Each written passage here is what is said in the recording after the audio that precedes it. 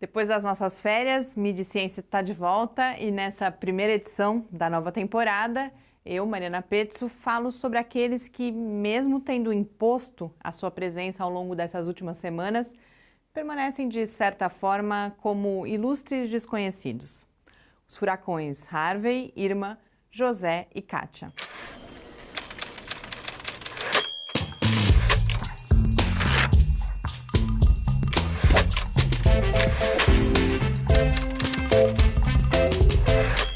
Nessa retomada da mídia e ciência, foi meio que natural olhar para aqueles que dominaram o noticiário nacional e internacional ao longo dos últimos 20 dias.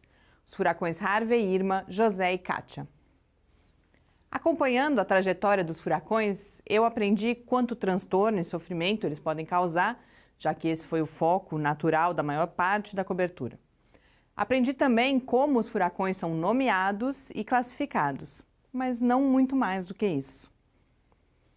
Eu sinto que talvez a gente tenha perdido uma boa oportunidade para conhecer mais sobre esses fenômenos que aparentemente vão ser cada vez mais intensos nos próximos anos. E especialmente sobre a sua possível relação com o aquecimento global, já que esses aspectos foram ofuscados pelos inventários diários dos danos causados pelos furacões. Para entender melhor, vamos tomar como exemplo a cobertura da Folha de São Paulo. O acompanhamento atento dessa cobertura pode, inclusive, nos ensinar muito também sobre o funcionamento da mídia e, mais especificamente, do jornalismo diário. A primeira notícia na Folha é do dia 26 de agosto. Ela foi traduzida das agências internacionais e é, obviamente, extemporânea, já que ela falava em previsões, quando Harvey já tinha tocado o solo texano na noite anterior. E aí, quase de repente, no dia 28, o Harvey virou capa do jornal e do caderno Mundo, sendo apresentado como o pior furacão dos últimos 50 anos.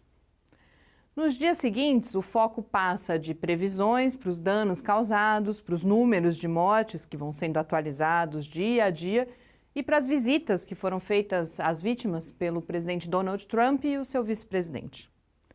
Até que no dia 6 de setembro, o Irma começa a ser anunciado, em uma notinha tímida, com o apelido de Depois do Harvey. Olhar essa cobertura em retrospectiva é interessante, entre outros motivos, porque permite que a gente faça a reflexão sobre como a mídia às vezes cria realidades e em outras, como parece ser o caso, demora para conseguir dimensionar e retratar mais fielmente o que de fato está acontecendo. No dia 8 de setembro, o Irma foi para a capa. Mas, aparentemente, foi só no dia 11 que o jornal ficou realmente preparado para a cobertura. As duas primeiras páginas do caderno Mundo foram dedicadas ao Irma e, finalmente, a gente viu algumas reflexões sobre possíveis relações com o aquecimento global. A edição trouxe também questões geopolíticas e econômicas, particularmente a comparação entre recursos gastos na reconstrução das cidades arrasadas e o que esses recursos poderiam significar se fossem investidos em tecnologias mais limpas. A Folha retomou essa tese no dia seguinte em um editorial.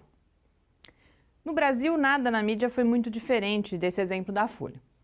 Nos Estados Unidos, foi polêmica a presença dos repórteres da CNN e de outras emissoras em meio à tempestade, ao mesmo tempo em que pediam à população que não saísse de casa.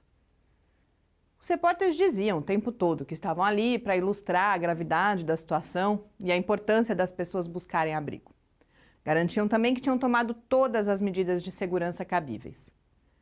Mas mesmo assim, não cala a questão de se aquilo era realmente necessário ou apenas sensacionalismo em busca da audiência. Confira lá no site do Lab algumas dicas de leitura sobre essa polêmica. É muito bom estar de volta e eu desejo a todos vocês boas leituras e uma ótima semana.